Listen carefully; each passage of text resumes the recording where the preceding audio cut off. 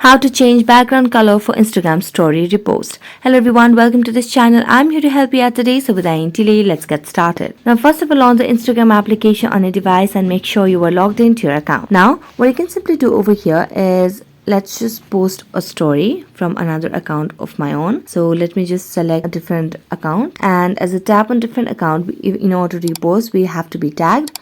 So let's just create a story over here for now. So let's tap on your story and then simply just put up a random picture. I'm going to post a random picture over here for now, and then tag myself, select over here and then tap on done, and then tap on your story. So let's just say share the story over here for now. Now as the story is getting uploaded, we can just tap on OK, and let's see if the story has been posted or not. So let's just swipe up, and with proper internet connection we can definitely get it done faster. So it's getting posted, so let's wait, and there you go, it's already posted. Now let's get back and tap on our other profile. Now when we want to repost, what you can simply do is we'll be able to get notified. So let's tap on the notifications, and let's just tap on the DM section as well. So here tap on add to your story op, and as you do that we can see the background color is similar to the story. So if you want to change it, we can simply tap on this icon, draw icon over here, tap on it, select on the pen icon,